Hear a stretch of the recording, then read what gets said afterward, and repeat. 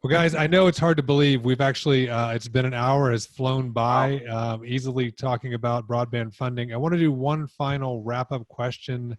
And I think for each of you to answer, obviously we're still in a pandemic, and, there's a lot of commentary about like, well, we've gotten through the worst of it.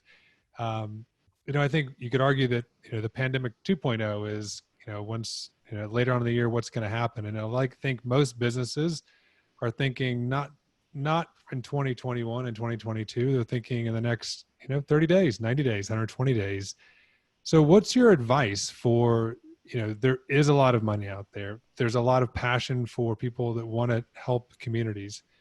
For each of you, what's the advice you would give around broadband funding? What can they do to take advantage of things? What are some tangible next steps that the people listening and the people that will listen and to this later, what can they do from each of you? Let's start with, let's start with the service provider side of things. This is a tough one. I think, again, there's a breadth of service providers. And so for someone to enter the broadband arena for funding, it's the size matters, right? So it's different things for different people, but it is getting out there in an election year, talking to your local officials, understanding where the needs are. And if you're a provider providing service now, you know where some of the needs are.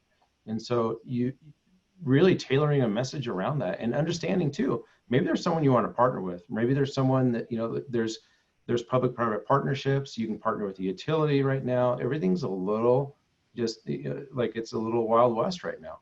And those people that like living in the Wild West are going to be successful with that. Teresa?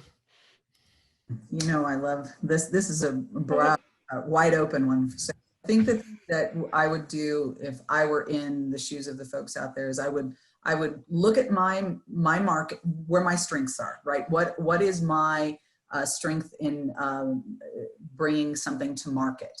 And then with identifying the market that I want to go after, I would look at the locations throughout my communities that I am most connected to, and I would identify the need. And what we're seeing that's the most successful right now is filling those gaps in the critical use areas, like with students, with telemedicine, with folks that are working from home. If you have a quick, cost-effective and robust solution for those immediate pain, you're going to bubble up in anyone's funding consideration. So know your market, know your technology, know what it can do, and figure out a creative way to partner. And maybe, as Brian has said, with other providers in your areas that don't seem like a natural fit, but may have rights of way you need, or might have poles that you might need. Be creative and fill those holes right now, and the money will find you. Talk to your school districts, talk to your hospitals, and talk to your broadband office. We're here to do that, to help fill those gaps. Glenn? I would say what we're seeing is in the next 30 to 60 days, the school systems are going to take it on the chin. In terms of what you should do, become a WISP or partner with a WISP and get those kids back into school, even from home.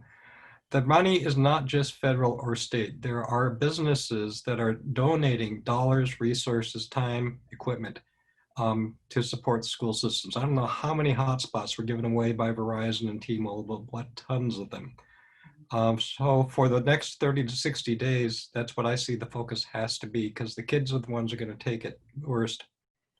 And that's where we have to be today. Cheryl?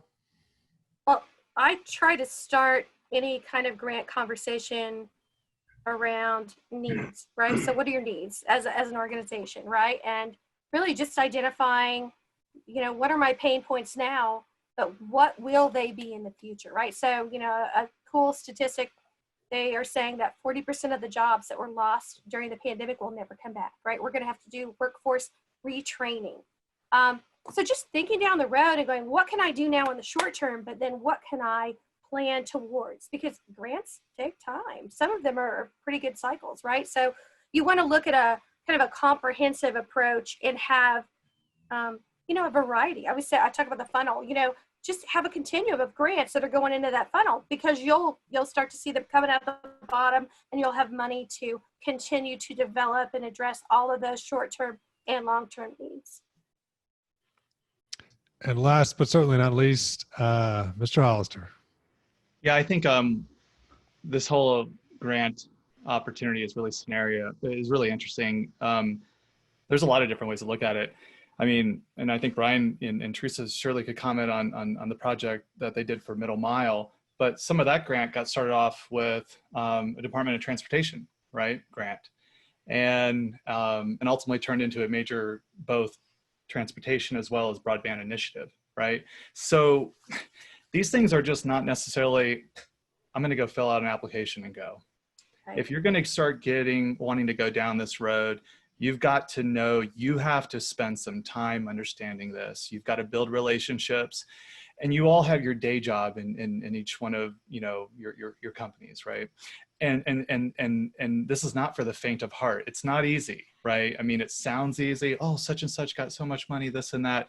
They did a lot of work to earn that in most cases. And if you're going to go down this road, just as Cheryl said, this is something that can continuously benefit you, right? You want to understand this market, and there's a lot of value that grants can provide. And so I would just say, get dedicated and understand also the level of work. And I would also seek out partners, right? You know, both your state representatives clearly have to be involved, but folks like, you know, Cheryl's team, Glenn's team, you know, being able to analyze. I mean, you know, when I met Glenn and learned about what they've done, you know, they have a tool that analyzes 30 billion parts of data. It's almost unheard of, right? But it helps us make decisions quicker. But while that's a benefit, there's still so much work that goes into it. So understand that there's a level of dedication that you have to put into it. And there's a lot of great partners out there that can help you get through it. But you know, you can't just outsource this. There's a lot of work that you got to put into it to make it successful. And what you'll learn is a win in a grant scenario will help you figure out how to go take advantage of another win, right? So don't just do it for a one-time thing. You know, if you want to go down this road, you know, think about how we're going to continue to support this for years and years, not just this one program, right?